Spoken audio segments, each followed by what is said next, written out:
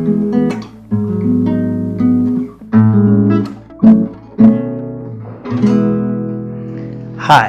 I am Michael Okello.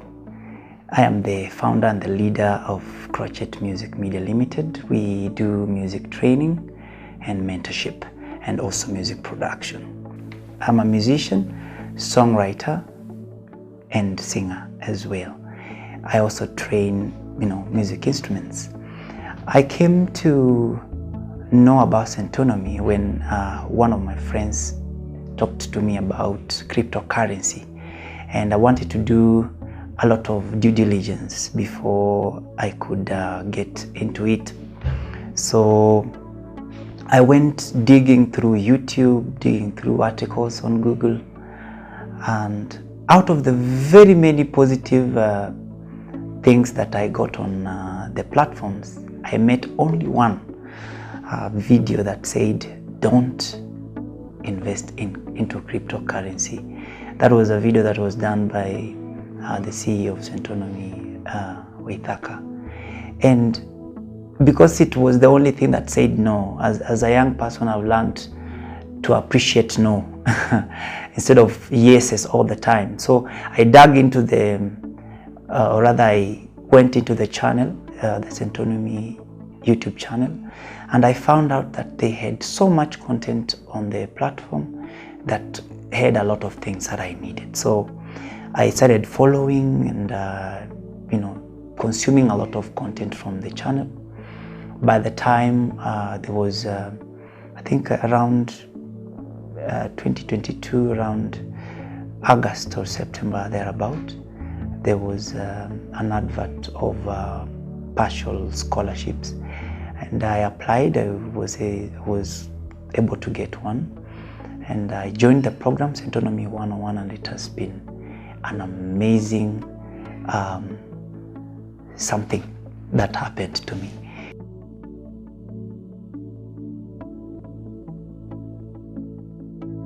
So before Centonomy, I used to not think about small expenditures, especially the power of 20 shillings, the power of 10 shillings. And I could, buy snacks without thinking through them. But then I developed, when I started learning from Centonomy, I started being watchful. I still do. I still enjoy a snack once in a while. I love fruits, but I'm watchful. I would avoid eating out, for example, and making sure that I prepare a meal for myself before a long day. So I'll avoid takeaways. I'll avoid too much snacking. I discovered snacking is what you do when you're hungry and you end up spending too much money and you're not satisfied at the end of the day. So those are some of the things that Centonomy has helped me be awake to, in terms of cutting 10 shillings here, because 10 shillings can give me 300 shillings, which can be a good amount that I can throw into my circle. And at the end of a certain period, I can be able to borrow against it, or maybe invest it into something else that can be of a greater value. So the classes were online, and I really liked the way things were done. You're facilitated, the links are sent in good time, and the procedure is user-friendly, and the interaction is just amazing with the Centonomy staff and the instructors and teachers, and even people, maybe classmates, if I can call them like that. So it was an amazing online program. I went through it. I can't complain. I think it being online helps make it user-friendly and more flexible. Sometimes I would still follow the class while traveling. I'm sure if I was to come for a physical class, it would not be a good application of the same knowledge you were learning in school, because then we will have to spend more money. We are exposed to risk, and we have to take many snacks. So online is a hack, is a life hack for saving expenditure and saving expenses when it comes to how the logistics around the course. One of the greatest moments I had is when we learned the time value of money, how money can accumulate over a certain amount of time to become something really big that we've never thought about. Another aha moment for me was from a bonus class, and it's good to mention that Centonomy 101 will also give you an advantage of a bonus class here and there. So there was one that was pulled out of the entrepreneurship class, and I learned that how to price a service or a product, taking account of what goes into the production, the time, the cost, the skill, and very many other elements that then will give you a certain figure and also help you in projecting and say, for me to make an X amount of money, then I need to charge it at this amount and get this amount of clients so that I am remaining relevant to my goals. The other one was, it was a tip, more or less a tip. You cannot save well unless you have a goal. So those ones were things that popped out from the course for me in a very beautiful way. Coming to what I've implemented from the classes or the lessons that I took from Centonomy 101, I firstly must be very honest that there are areas that are not easy to break, especially the habit of budgeting, but I am trying. Coming to how I make decisions on at my workplace, of course, Crochet Music Media Limited, how to make decisions in terms of how much we are giving out, how much we are charging for our services. That has been very instrumental. Another thing is to generally being sensitized to know areas that I can prioritize or take first in my investment journey. And one of them has been education, being able to save, even borrow and invest in education, and also being just awake to the avenues that I can invest in. Those ones are the areas that I have been able to work on, and I'm still working. I'm work in progress.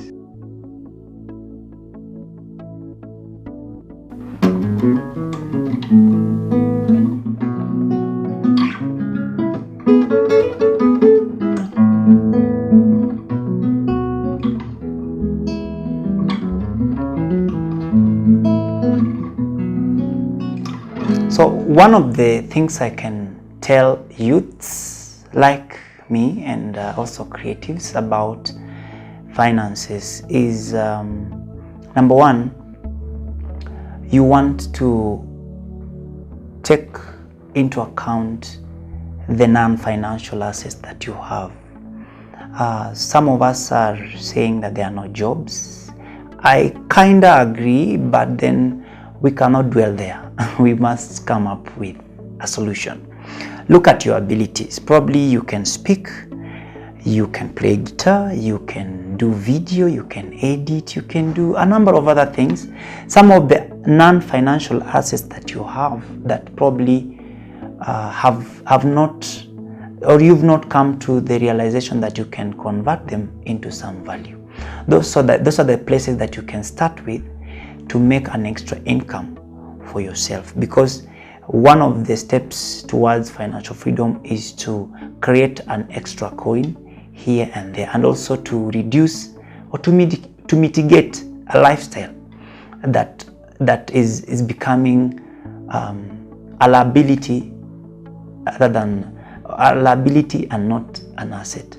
So you want to work on your skill and be very good at what you're doing as a creative, because excellence and and proper execution of how you do your art will add value to the value that you're giving, and that one will lead to more money and sustainable deals and gigs. Another thing that you can also think about is diversifying the investments that you're doing, because you may want to invest into your art 100% and not have something that can help you going. Probably there is some land that you can buy cheaply at this age, so that tomorrow you have something that you lean on when the creative arena is not accepting you anymore and you've exited the stage. So those are some of the things that I think creatives can do concerning their journey in investment. And again, check your lifestyle, because if your lifestyle is wrong, then it becomes a liability than an asset. There are habits, there are friends that you need to also limit the association or de-associate yourself completely from, so that you're concentrating properly on your goals in your creative career and also in your financial stability, for the sake of a good future for your children, for your family, and even for the generation after your children. El Shaddai, unaweza yote, Mungu mwenye nguvu, hakuna wa upendo kama wako ewe Bwana. Hakuna kamwe